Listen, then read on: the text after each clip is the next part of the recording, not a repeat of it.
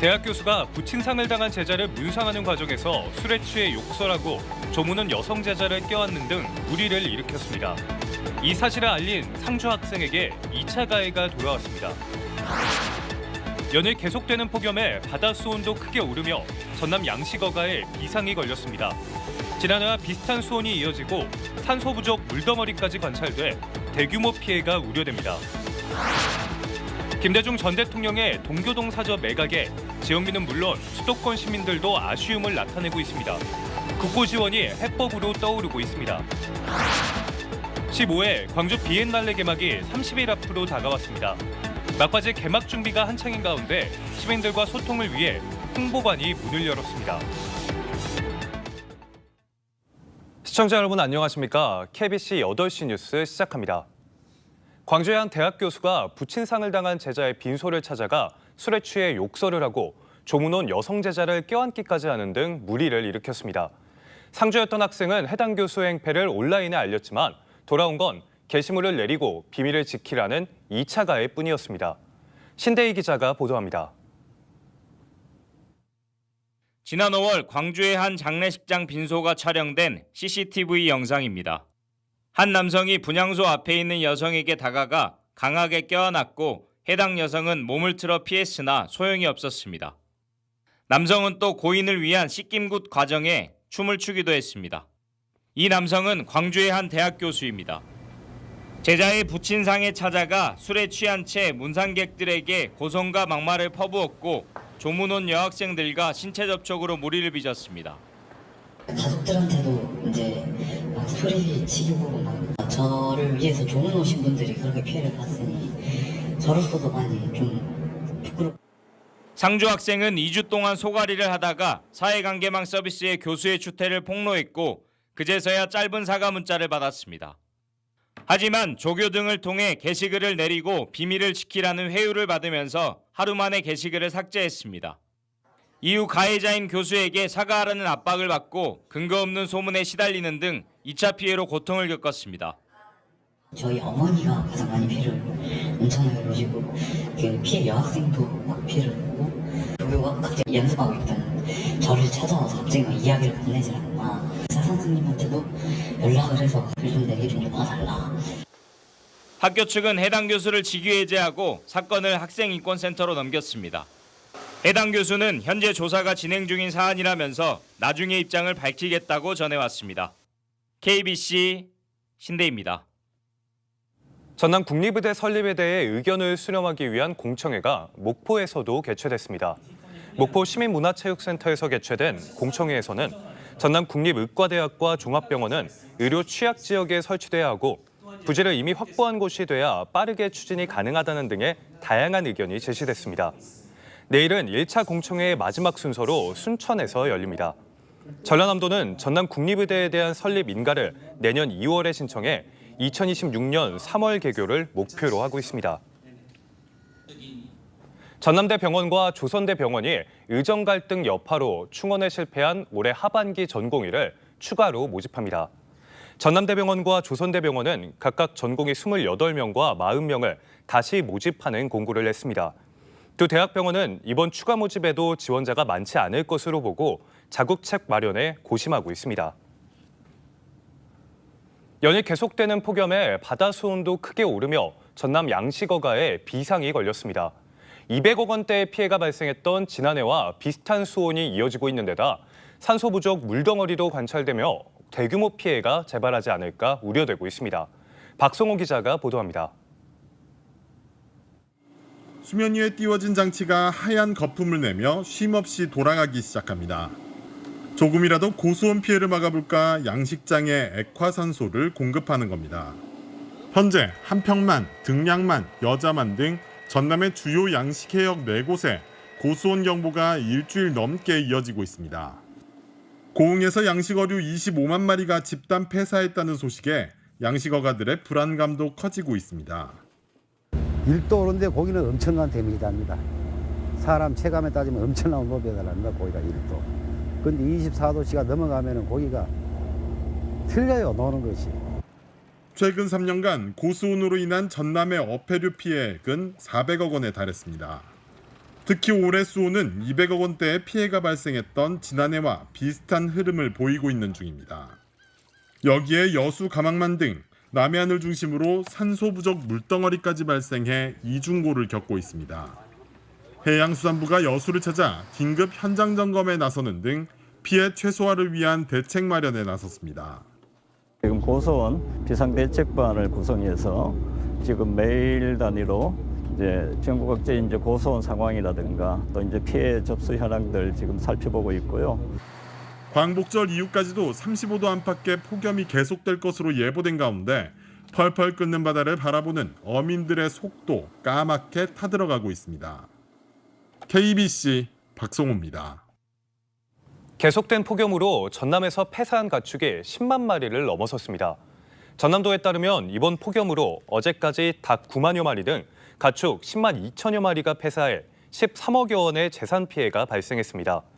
전남도는 폭염이 다음 주 이후에도 지속될 것으로 예보돼 고온 스트레스 완화제 등을 지원하는 한편 축사 온도 낮추기 등 피해 예방에 철저를 기해줄 것을 농가에 당부하고 있습니다. 김대중 전 대통령의 동교동 사저가 사업가에게 매각된 데에 대해 지역민은 물론 수도권 시민들도 아쉬움을 나타내고 있는데요. 이미 소유권은 넘어간 상황이라 재매입 협상과 자금 마련이 관건으로 떠오르고 있습니다. 이형길 기자입니다. DJ 동교동 사저를 매각한 김홍걸 전 의원은 어쩔 수 없는 선택이었다고 KBC 취재진에 밝혔습니다. 폐가로 방치되고 있는 사저를 유지 보수할 수 있는 차선책이었다고 강조했습니다. 제가 이거 안 넘기겠다고 버티면 어떻게 되겠습니까? 저는 국세 체납자 되고 그 집은 경매로 넘어가는 거예요. 하지만 김대중 전 대통령 동교동 사저의 역사적, 정치적 상징성을 생각할 때 개인에게 소유권을 둘 수는 없다는 의견도 많습니다. 이게 상권으로 처리한다면 그 다 상업적인 건데 그러면 그 기존의 우리가 역사 같은 걸 다 잊어버리는 계기가 되니까. 지금으로서는 김대중 재단에서 재매입 협상에 나서겠다고 한 만큼 재단의 협상력이 가장 중요합니다.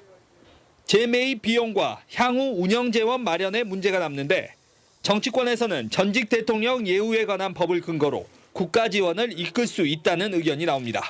전직 대통령 예우에 관한 법률 그리고 대통령 기념사업에 관한 정부의 지원 의무 이런 어떤 그 조항에 근거해 가지고 이 문제들이 합리적으로 또 이렇게 근본적으로 잘 좀 풀릴 수 있도록 그렇게 노력해 가겠습니다.